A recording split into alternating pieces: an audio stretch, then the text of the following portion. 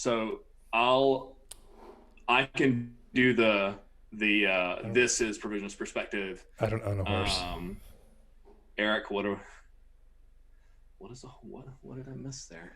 I don't own a horse. Oh my this is a dad joke.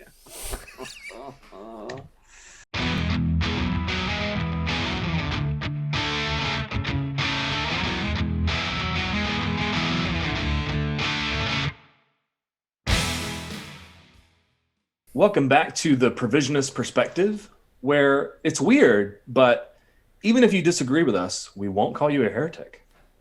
But I thought that's how that worked, Drew. I'm pretty sure it does, but we're breaking the mold here. Okay. We're changing things. Good. Yeah.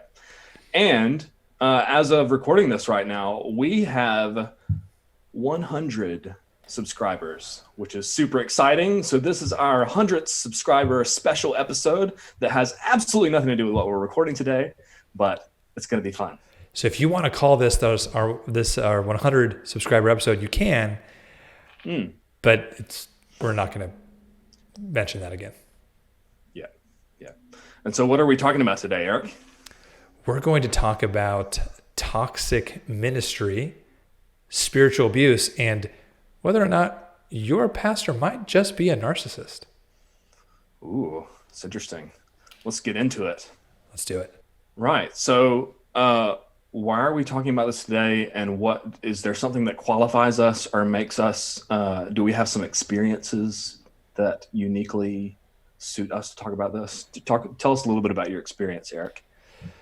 I think that if any of us have spent 5 minutes in ministry, unfortunately, we might have some experiences with this. This has been, I guess I'm recovered from my toxic ministry experience. I think I've healed pretty much from it. It was a long process. Had a lot of anger for a long time. It took me a long time to actually pray for the church and pray for the pastors who I later found out were narcissists, and we'll get into that. And so I've experienced this, and then this has come up because I keep seeing it, and well, overall for this show, right? You and I both want to put out content that's going to help people wherever they are.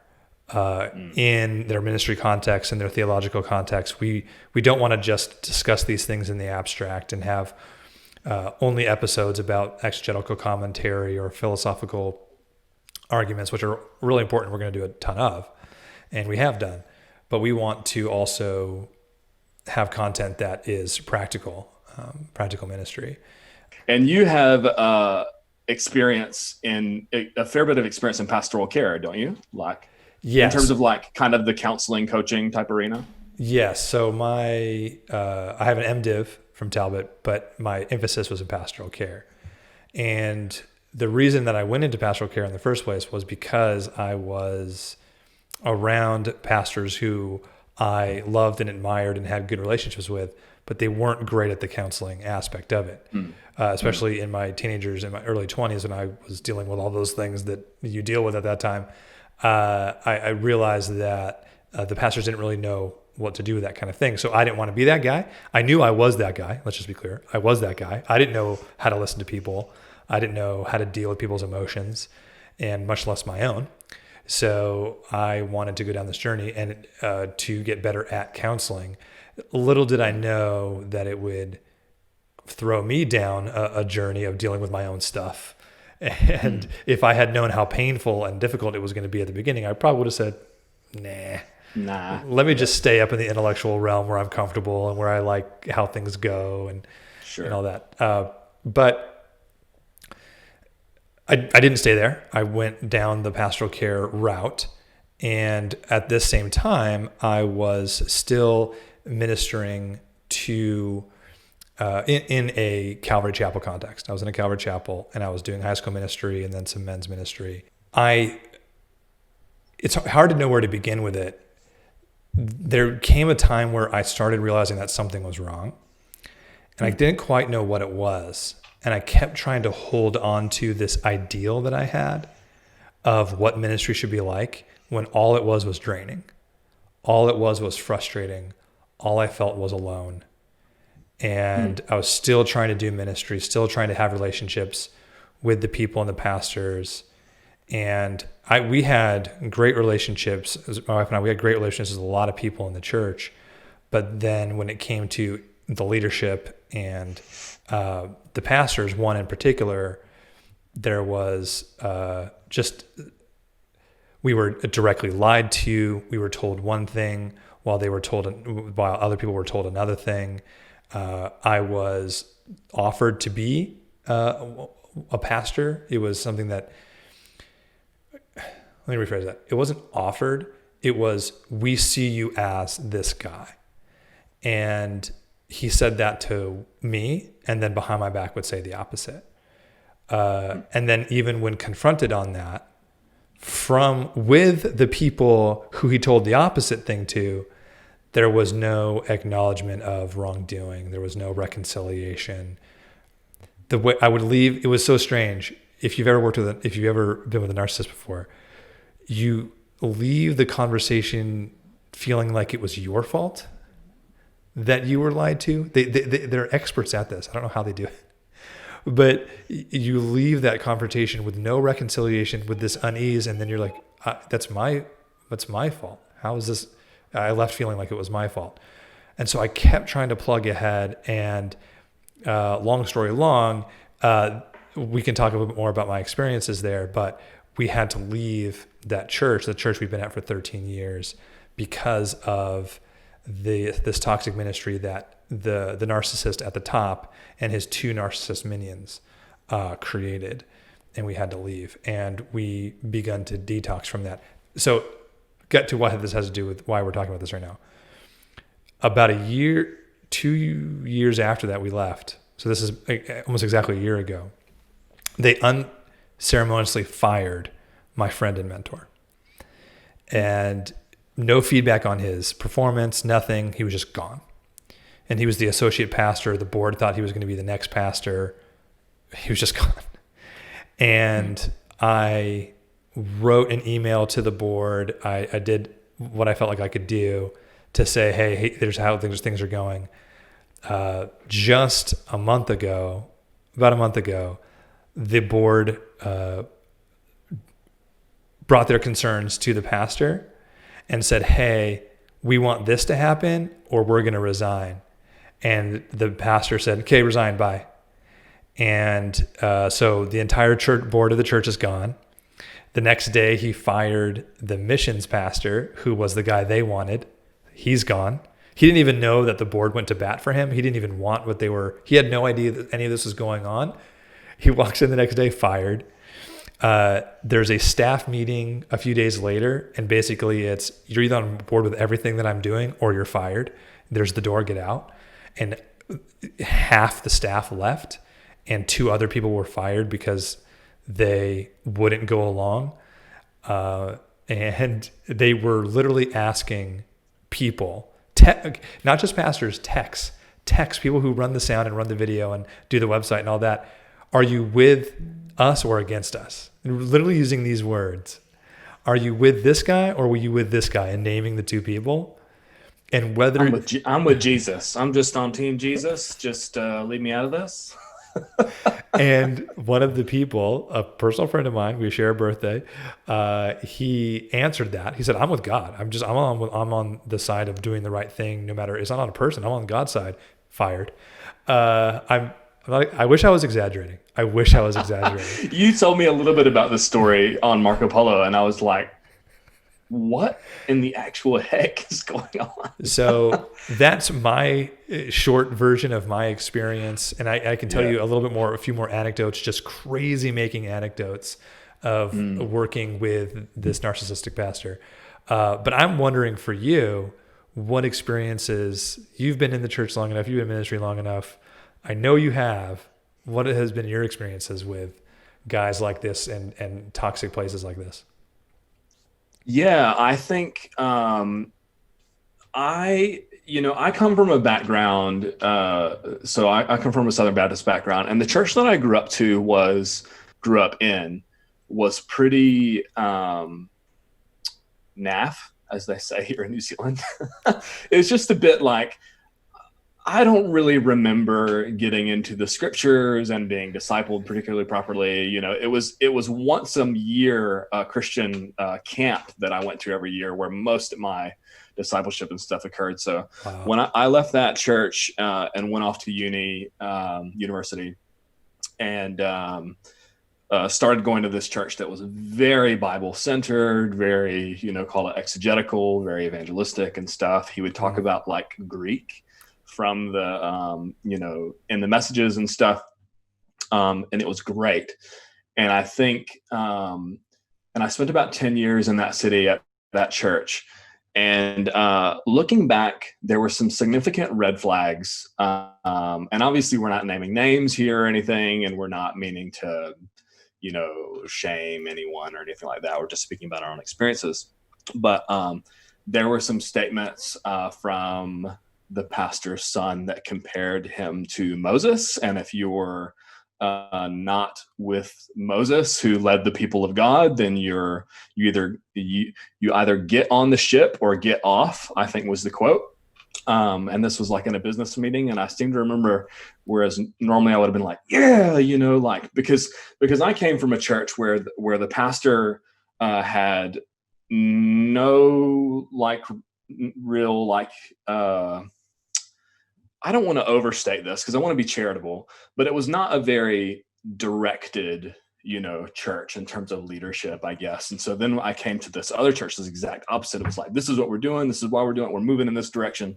Come with us. It was refreshing. It was refreshing. Yeah. Yeah. And it was like one church business meetings would take 45 minutes to an hour because they're arguing about the colors of the carpet and stuff. Another business meeting was like, here's the things. Yep. Yay, nay, yay. Okay. Done. Like 10 minutes, 15 minutes or something, like super short. Yeah.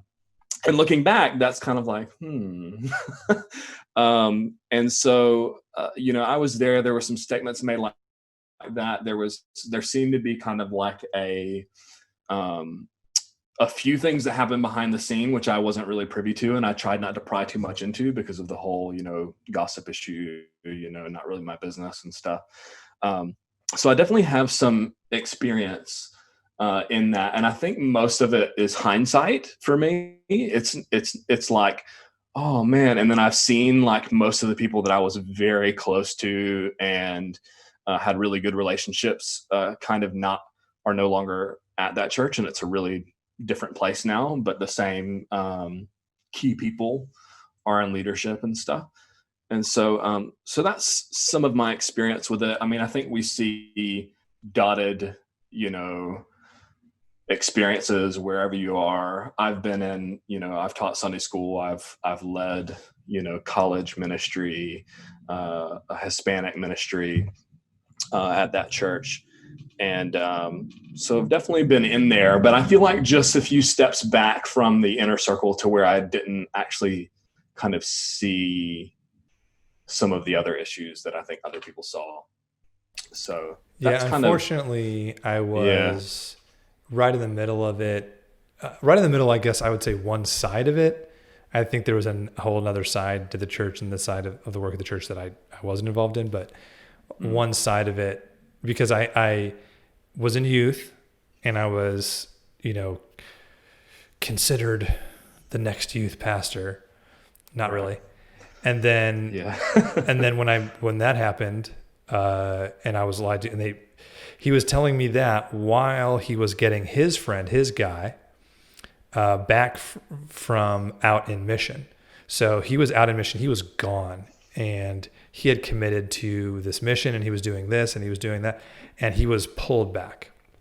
And so while at the same time he's telling me, you're the guy, he's over here with his other guy, pulled back. Now, to be clear, I'm very glad. Pulling back to fill that spot. Yeah, or whatever, pulling him back from the mission, pulling back to the States from that mission, and kind of retrieving him and telling him, you need to come back because this position is going to be open for you. While at the same time telling me. Weird. I think one thing that you and I quite value, because although we are quite different, we're similar in many ways, is we really value like authenticity, integrity, and like honesty. And so it just doesn't compute to me for someone to say, "Hey, man, you're just that guy, man. You're coming in, and then like, hey, man, you got to come over here and like fill in this." Like, I just don't understand that even remotely. Like, I don't like. I know we Well, all have struggles with different areas. You know, for some, maybe it's integrity and honesty and exaggeration and stuff. I'm very literal. Like, if somebody says something that could even just be like construed a little bit differently, I'm like, it drives my wife crazy. Um, but the point is that I feel like that's something that I really value is kind of honesty and consistency and that. But oh, that's one thing that we have to realize. One of the main principles here to realize: if you are in a toxic situation, you're suspecting you might be in a toxic situation. If you have come out of one and you want to avoid getting back into one, into the next context you go into, one of the main things you have to recognize is that narcissists don't think like us. They don't think like us.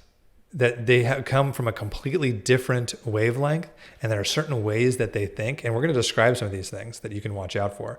But yeah, they don't think like us, and unfortunately, I guess it's just the nature of the thing that narcissists are drawn to the pastorate, or put another way, pastorate draws narcissistic type personalities because you get to be praised. You get to be, well, it's positions of influence and power, sure. and for the church, that's the area. Yes. Whether you're in a church polity situation that's elders or senior pastor, associate pastor. And you mentioned Moses.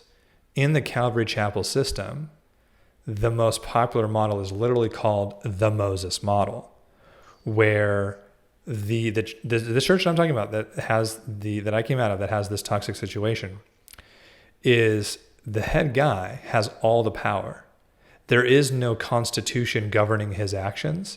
The board that I said board was more like a deacon board that had actually no power. They couldn't do anything except resign, and he accepted their resignations. So the Moses model is he's got the keys, he's got the authority, he can do everything, and you need to get on board with that. And that's what they call it. They call it the Moses model. And it's interesting because I think it's so hard because during that season in my first 2 years of uni where I had transitioned to this church and there was that real strong leader type, the Moses model, that I perceived that as a strength coming from the background that I came from, to where it just felt kind of, as Brother Layton will say, like kind of mamby-pamby Christianity. We build, our mission trips involve going to these other cities. And my cousin and I have this joke, going to other cities and we build wheelchair ramps. That's like what we do. We build, and I'm not even like, that's not really an exaggeration. That's kind of the go-to service project.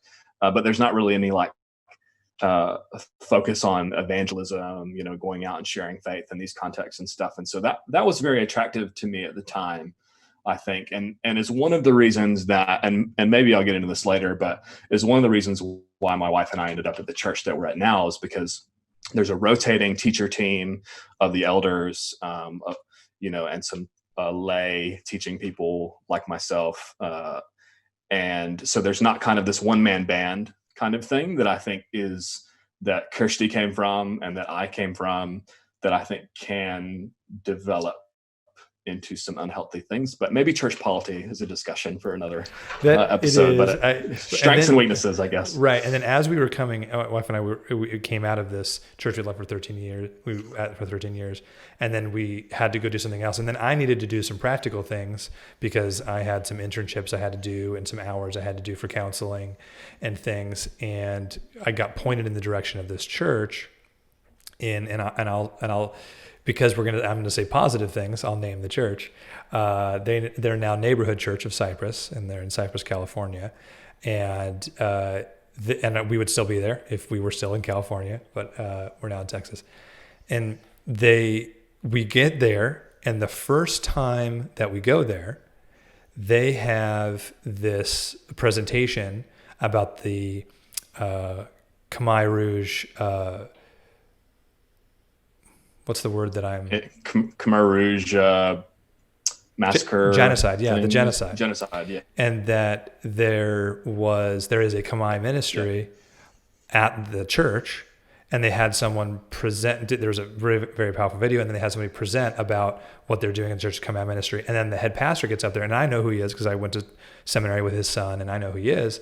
And he gets up there and he goes, "Hey, my name is Mike, and I'm one of the pastors here." And it was like, oh man, that was just so refreshing. And then the next week, there was a different pastor that spoke. The next week there was a different pastor that spoke. I didn't know this at the time, but I later found out that as I got to know the people more, I got to find out he was working on his PhD.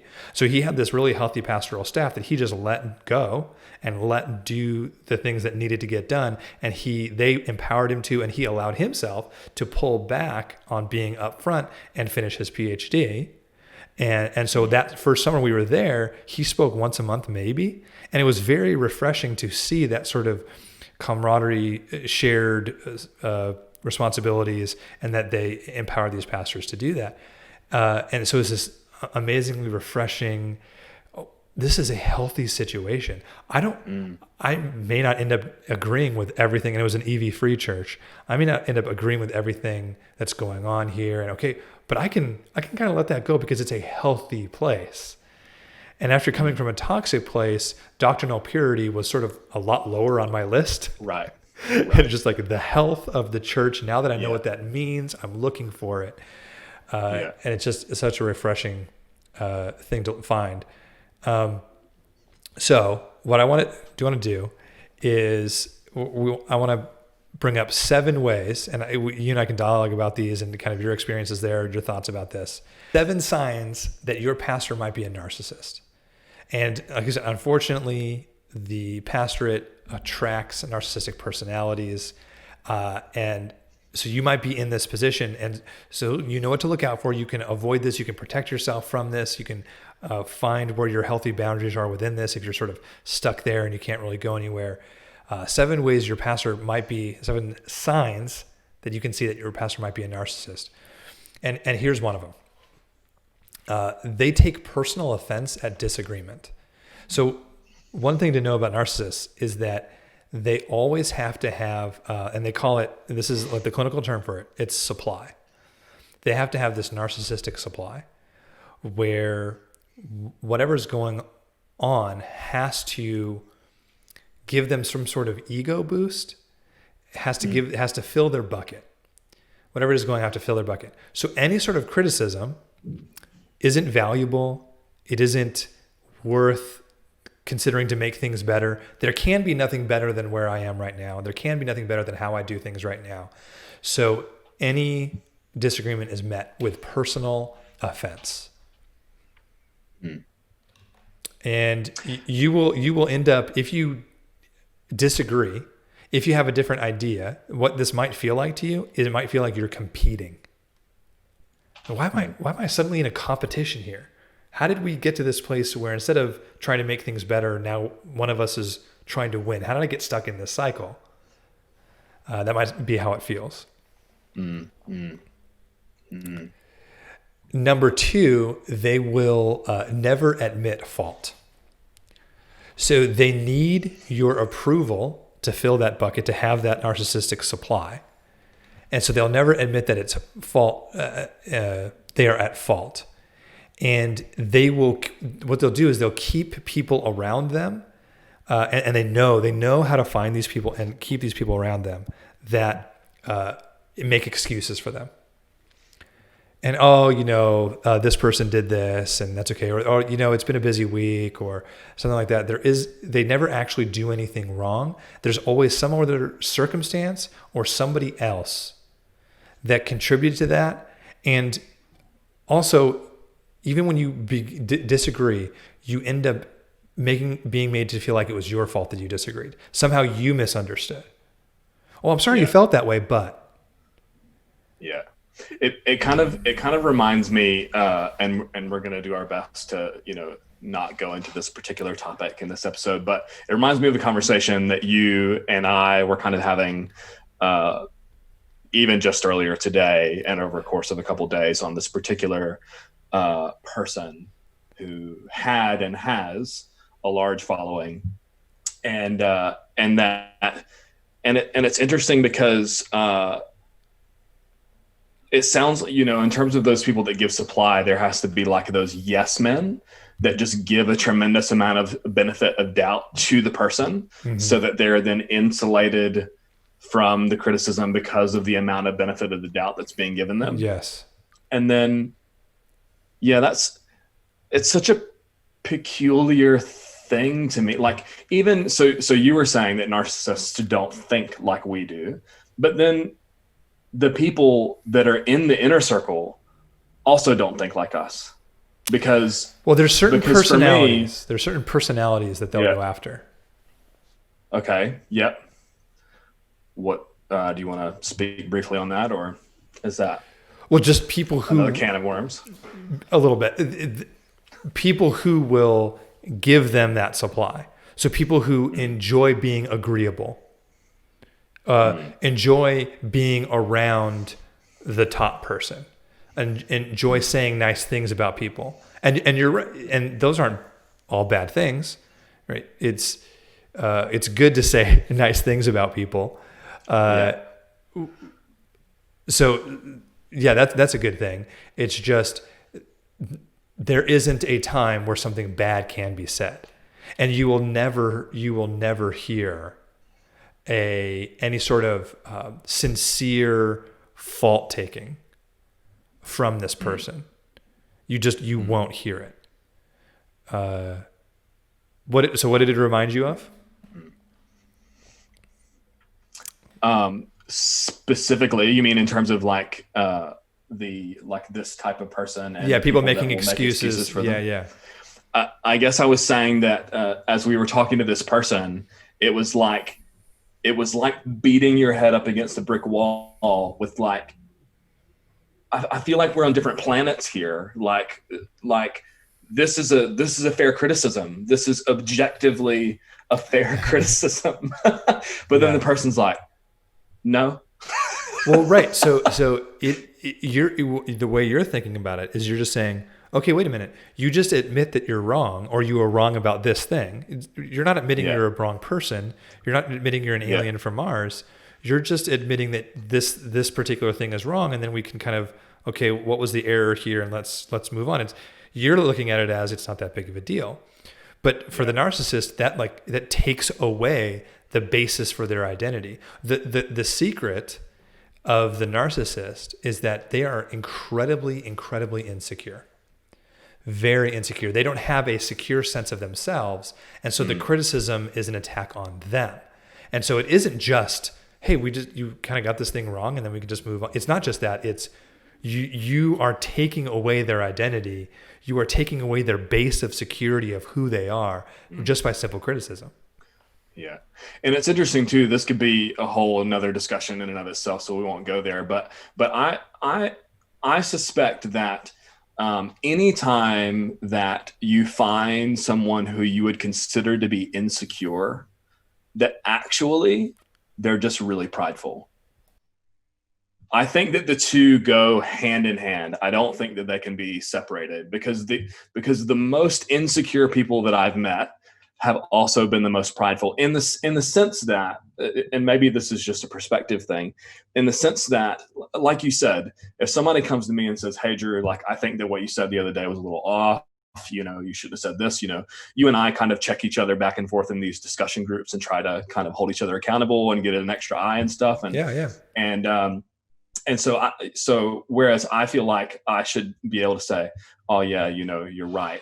Whereas if somebody else, oh, why would you just say that? Like, that to me speaks to the fact that you somehow think that you're incapable of being unkind or charitable or doing anything wrong. And that speaks to me of an elevated sense of yourself rather than a deflated sense of yourself. Like, there's some significant interplay there. What if I think the performance of how dare you, what if that is performative? What if that's an act? And what they're trying to do is just trying to get you to stop criticizing, because it cuts so deeply, and it decreases the shine. It decreases the veneer. It might cause people to peer in to see who they really are, and they can't have that. It isn't, it's a cover for how insecure they are, that they need people to see them a certain way. They have to have it that way.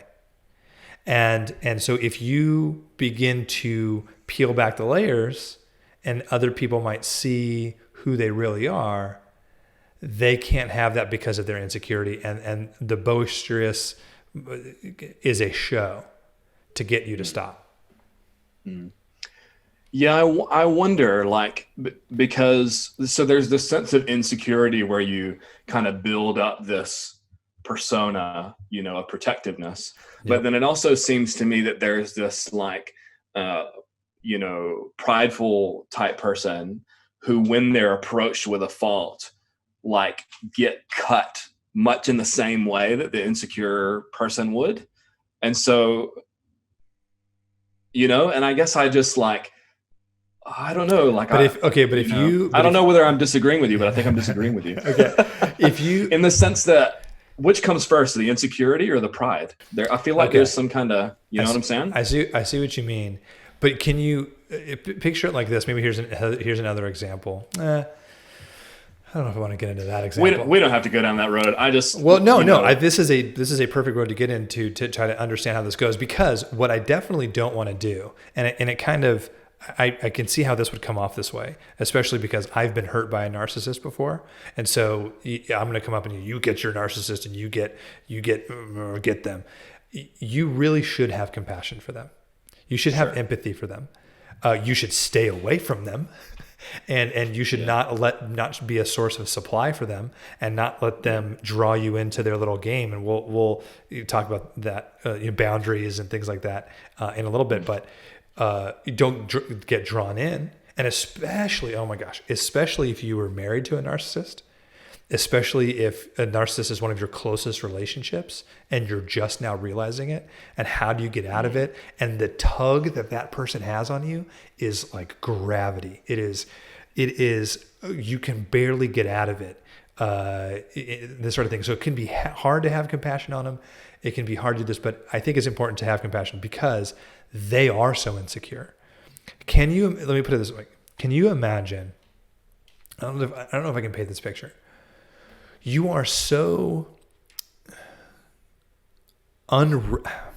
anxious and not at peace about who you are, that the truth that God loves you as an image bearer, and especially as a Christian, that God loves you as a son or a daughter, that truth hasn't given you any semblance of peace, that your identity, who you are, your very security is caught up in people's opinions of you and how they talk about you, and that you need a constant supply of affirmation, a constant fill of your ego bucket. You have to have this all the time because you don't have that core, that center. How awful that must be, constantly, to have to be that way constantly. And because of that, they hurt people. And so it's easy to be angry with them. It's easy to be resentful of them, especially if you've been on the receiving end of that hurt. But man, what a terrible place to be. And it's cliche, but it's true. Hurting people hurt people. Yes. And inevitably, insecure people, and we all have insecurities, right? Like, we're not over here talking about like, these insecure people or whatever, but like when you have a deep woundedness, that manifests itself in different ways and stuff. And so that's how we should speak to, we can speak to. Yeah. We're able, if we are secure in ourselves, we can have, as children of God, as loved by God, no matter what we do, we can have compassion on these people who are deeply wounded, while at the same time retaining that identity in ourselves, and we don't get drawn in by them. We don't we don't play the game, so to speak. And I think if I can put a provisionist perspective spin on this, Jesus commanded us to love our enemies, and to go the extra mile and stuff. And so, and if we don't believe that God loves his own enemies and has provided for them and is pleading them to be reconciled and being patient with them, it's going to be real difficult to be patient with and love our own enemies, even if we think it's commanded, right? Because we know that it's commanded because Jesus told us. But then we're image bearers, like you said, and we're supposed to reflect the image of Christ, of God. And so to what extent can I really reflect a God's image who doesn't have love for his enemies? And if call it salvific Yeah, if I don't love, if I don't have if I don't have love but if I don't have love for my enemies, I'm just reflecting the God who doesn't have love for his enemies. right, exactly, yeah. And even if you, yeah, we won't. We'll just. That's just the plug. There you go. And just put that in your theological pipe and smoke it. You have to do that voice all the time from Definitely. now on. So it'll be our version of Soteriology 101's Stewie voice from back in the day. We're never doing that. So number one was they take personal offense at just any disagreement. They'll never admit fault. You won't hear them say those things. They will blame others for anything that's going on.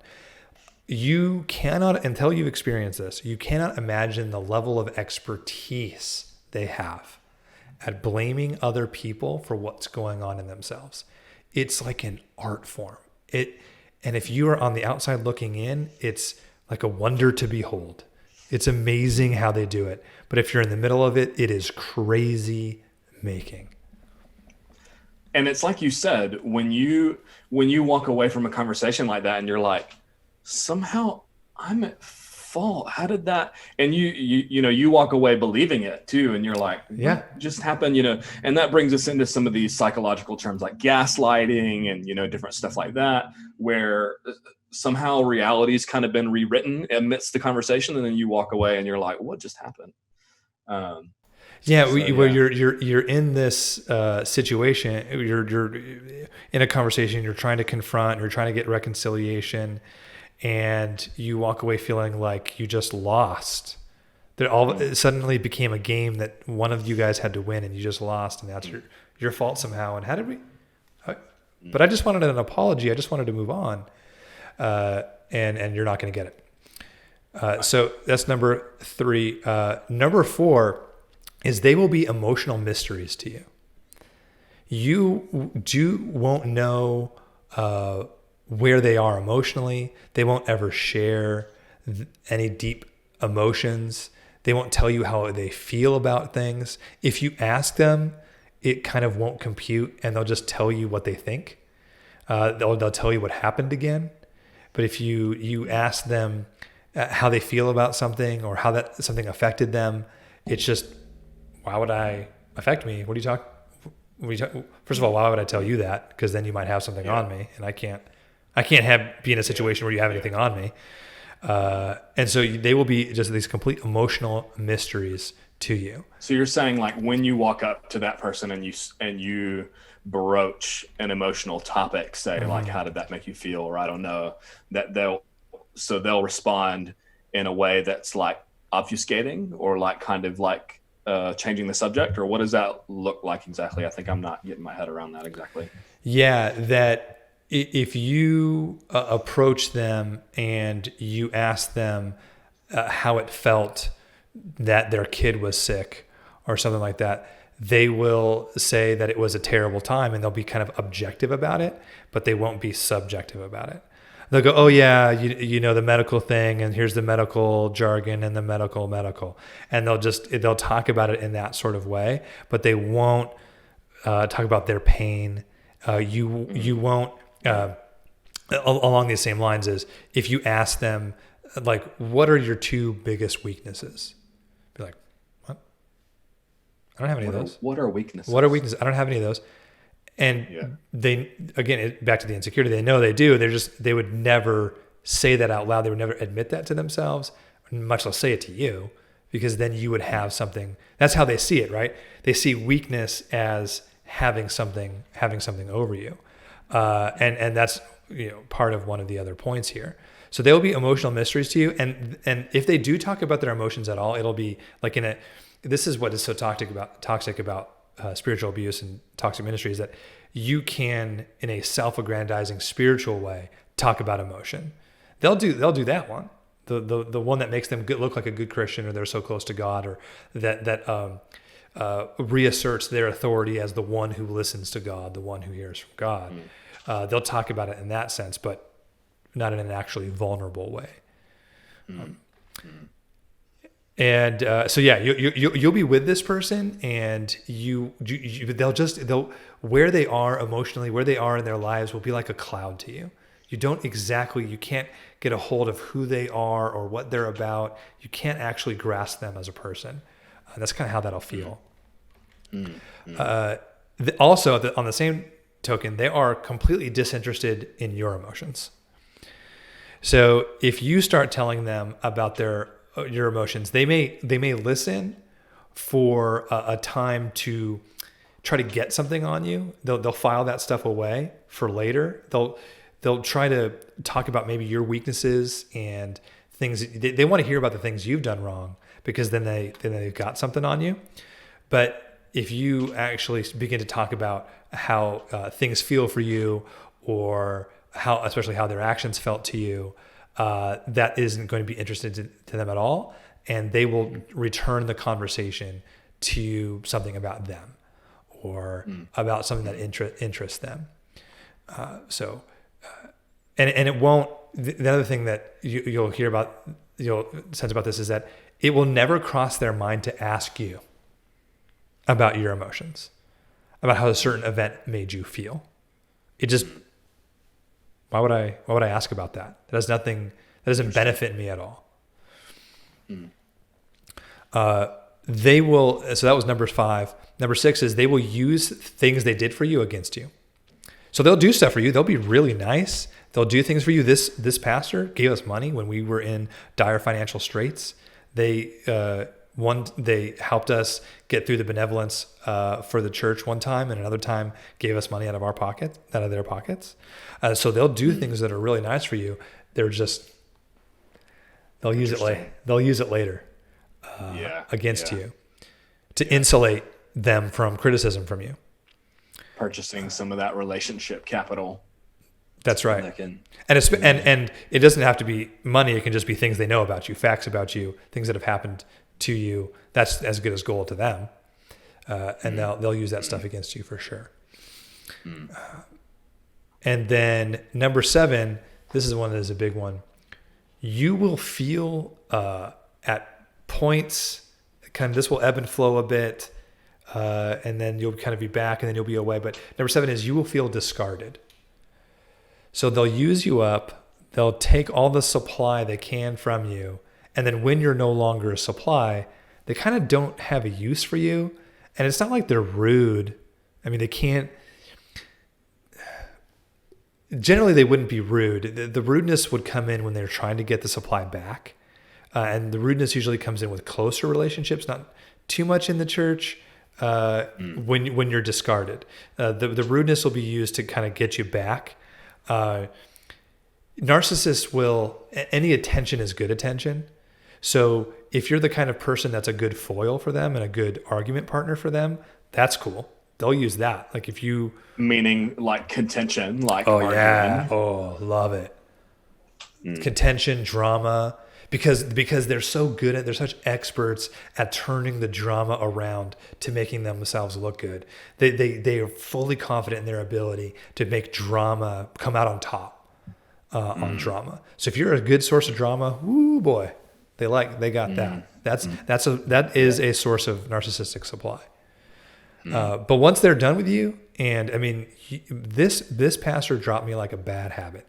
Like one anecdotal story on this, the discarded side of things.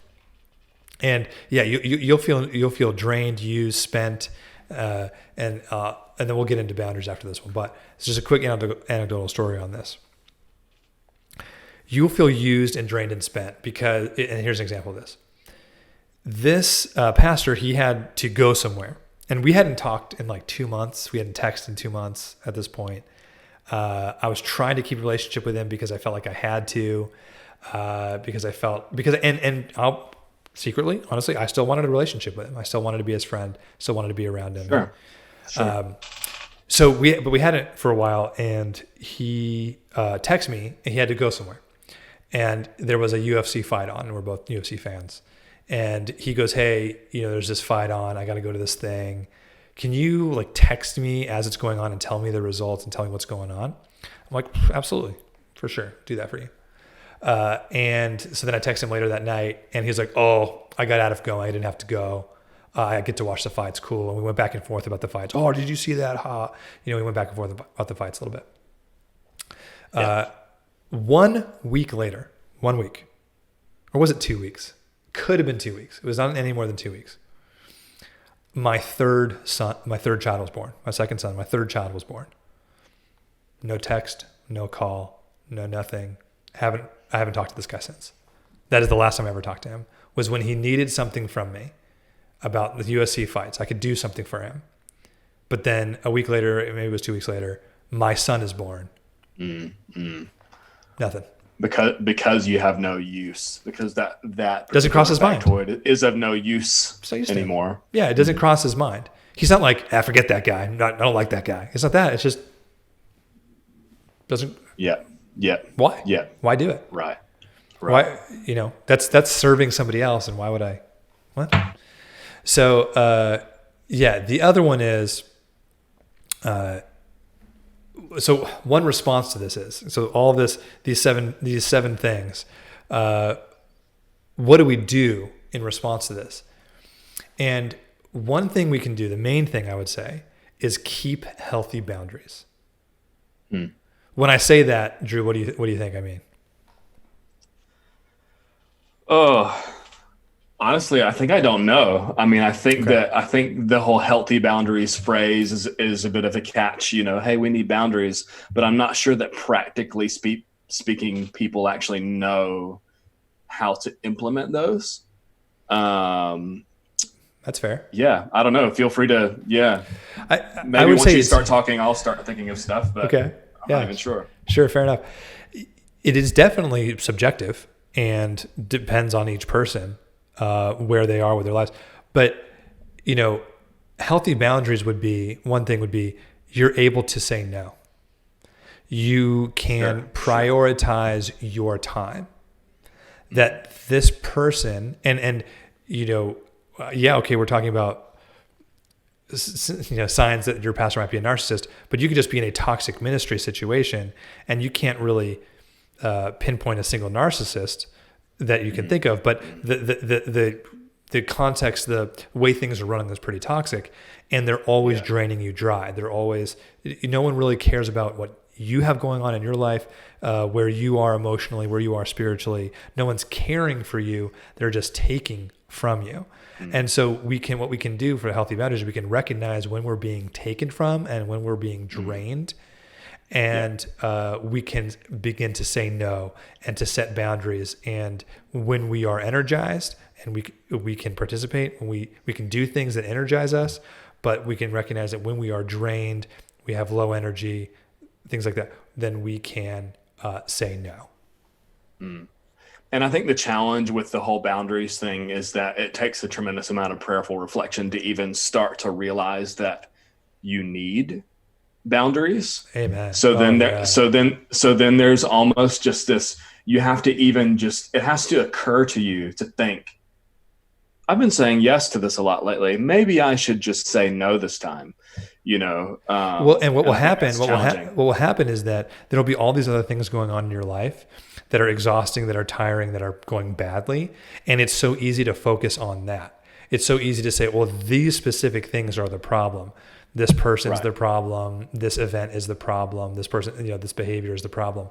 And that might be true that those are problems, but you don't have the energy or the wisdom or the peace or the grace to deal with those problems because you're over here draining yourself, saying yes to everything this ministry is asking for you to do. Yes, to everything this pastor is asking you to do. Right. And it can feel spiritual and it can feel like the right thing to do in terms of ministry, meaning put God or put Jesus first. It's always a good thing, right? It's always a good thing, right? Yeah. And I think that there's this whole idea of Jesus, laying down his life, and, the call to discipleship that's take up your cross daily and follow after Jesus, that there's this idea of self-sacrifice, but then there also has to be this healthy kind of like, there's only so much that I can run myself silly. You know what I'm saying? Like there's a balance between laying down certain things in the moment, like, oh, I'd rather see a movie tonight, but this ministry thing has come up and I have opportunity to do. Like, I know that I often feel in those situations where I'm like, well, the right thing to do is the spiritual thing, right? Yeah. So I just need to choose that, and I need to die to myself, on this aspect over here. And so I think that takes I think with a lot of this stuff, I think we take for granted praying for wisdom and for discernment. I had and this is going to sound rather self-aggrandizing, but I remember one time when I was basically running our college ministry, and he's just a few years younger than I am, and he said something about me being wise or something like that, and I was like, really? Like, and obviously he's a younger guy, like, so he's, he doesn't have as much experience or whatever. But then as I reflected on it, I thought like, well, I mean, I guess I do pray for wisdom a lot. Like, I feel like it's something that we really need. And then I often find myself in situations where I'm like, I don't know how to deal with this. Right. You're going to have to give me wisdom, Lord. And so I think that's hard, because it does take a lot of sifting, and almost kind of like intuitive, oh, actually, maybe I shouldn't do this, or maybe I should do this. But then when you said intuitive, you have to be in tune with the Spirit, in tune with what's going on in your body and your emotions, in tune to what drains you, what energizes you. Yeah. You have to know who God formed you to be. Yeah. And you have to be You have to be living a self-reflective life. Yeah. style. You have to be self-reflective. Yeah. And it's so funny what you said was that, going to the movies or doing something ministry, one is spiritual and one isn't. But aren't all good things spiritual? Sure. Isn't the dichotomy in the Bible of the spirit and of the flesh? So anything that is good is spiritual.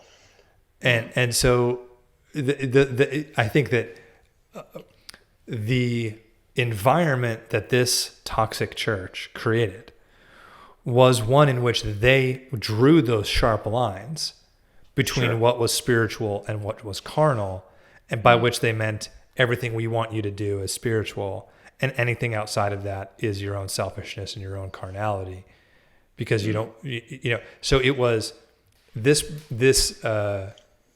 church had a certain way of going about it where things were done and things got done, but nobody was cared for. Sure. Right. Yeah. And how can that be? How can that be good? Even if things are getting done, but everyone feels drained, everyone feels used. When those people are no longer of use to you, you discard them. And I think go ahead. No, I was thinking of, you had some things that for you described kind of more of a toxic place. Yeah, I was chatting to my wife a little bit about this as we were preparing to do this, and because we both have really different but similar experiences. Does that make sense? Can it be really different but really similar? Sure. Really different in some ways and really similar in others. And I did want to spring off of what you said there with regards to the spiritual versus kind of secular carnality divide, though. And I think you can glorify God in many different ways, in all different ways, like, and you can be doing something spiritual where you're actually not, worshiping God and stuff, and your heart isn't in the right place and stuff. And so I think, it's been a bit of a relief to me on a more of a personal note before getting into this, that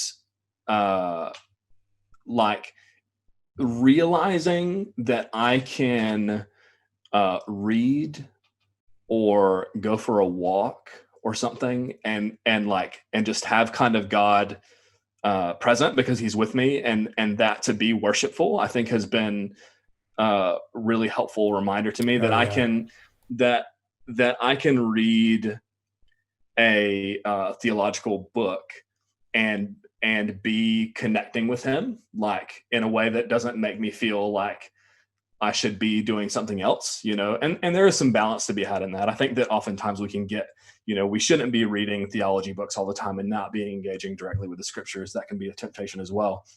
But there's definitely a checklist of things that we consider to be spiritual, which basically consists of prayer and reading your Bible, at least in my Southern Baptist circles. Like that's the Devo, the quiet time, Yeah, no. The only thing in Calvary Chapel, the only thing we talked about, like, well, are you reading?